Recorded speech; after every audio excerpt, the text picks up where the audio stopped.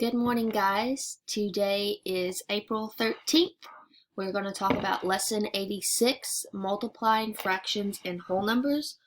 Again, I encourage you to take notes. So today we're going to talk about a new concept. We have found a fraction of a whole number by dividing the whole number by the denominator of the fraction. So the first thing that we're going to look at, to multiply a fraction and a whole number, you need to follow these 3 steps. The first step, convert the whole number to a fraction. You're going to write the whole number over 1, multiply the fractions, and then simplify the answer.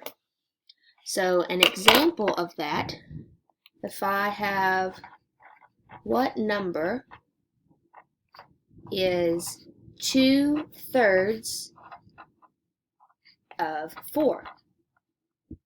Looking back at these 3 steps, I'm going to convert the whole number to a fraction. So my whole number is 4. I need to convert that to a fraction, and all I'm going to do is write it over 1. And for my second step, I'm going to multiply the fractions. I'm just going to bring this down. Now, when we multiply fractions, do the denominators have to be the same? No. When you add and subtract fractions, do your denominators need to be the same? Absolutely. All right, so 4 times 2 is 8. 3 times 1 is 3.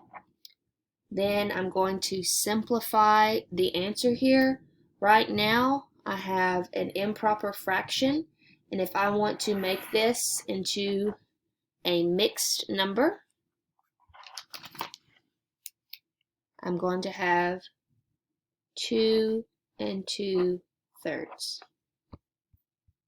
If you'll remember, this is an improper fraction because my numerator is larger than my denominator. So if you do not remember how to get to this step, I'll show you how to change your improper fraction to your mixed number. So in order to change the improper fraction to the mixed number, you're going to divide the numerator by the denominator. 3 will go into 8. How many times? 2. 3 times 2 is 6. 8 minus 6 is 2. All right, and then your whole number is going to be your 2, and then your remainder becomes your new numerator. All right, so you divide the numerator by the denominator. Then you're going to find the whole number, and the whole number is how many times the denominator divides into the numerator, and your remainder is going to become your new numerator. All right?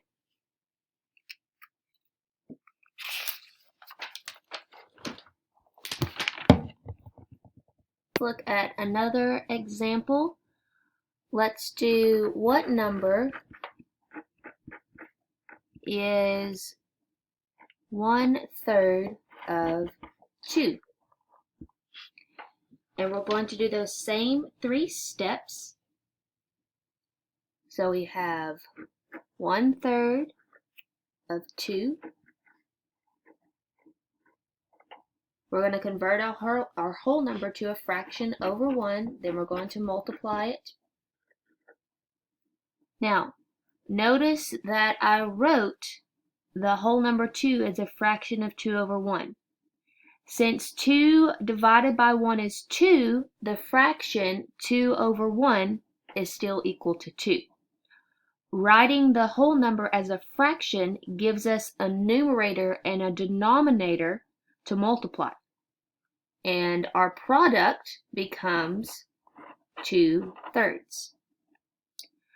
Now we're going to check for reasonableness. We know that 1/2 of 2 is 1, right? Since 1/3 is less than 1/2,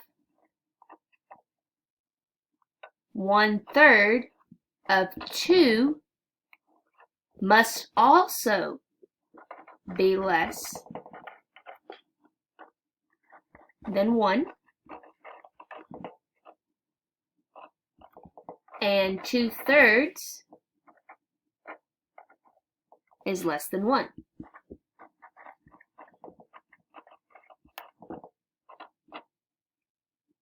Now, another way to check your answers, you can recall the commutative property of multiplication. So, looking at that property, the commutative property of multiplication,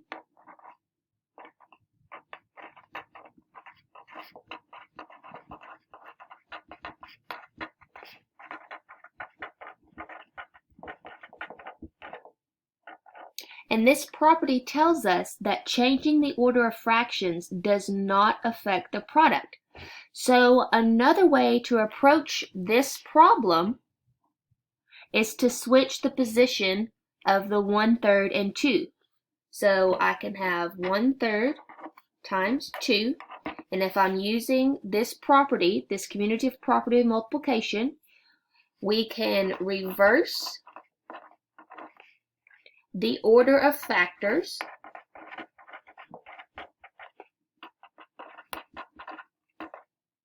when we multiply. And that will look like this. 2 times 1/3.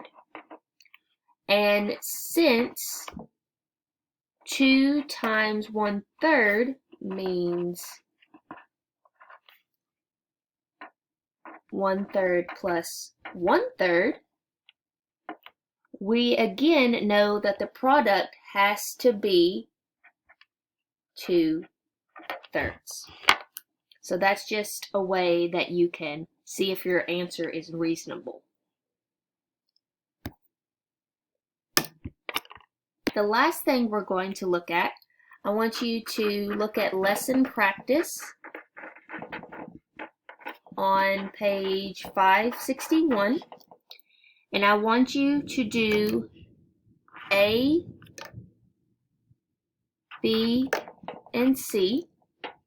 I want you to work those problems, pause the video, then hit play after you have worked the problems, and then I'm going to show you the answers. So for A, you should have gotten 1 and 1/3, B, 1 1/5, C, 1 and 1/3. Now remember, it is very important. If your numerator is greater than your denominator, that means you have an improper fraction. If this happens, you have to change it to a mixed number. If you leave your answer in an improper fraction, it's going to be wrong. You must change your improper fraction to a mixed number. This is when your numerator is greater than your denominator, okay?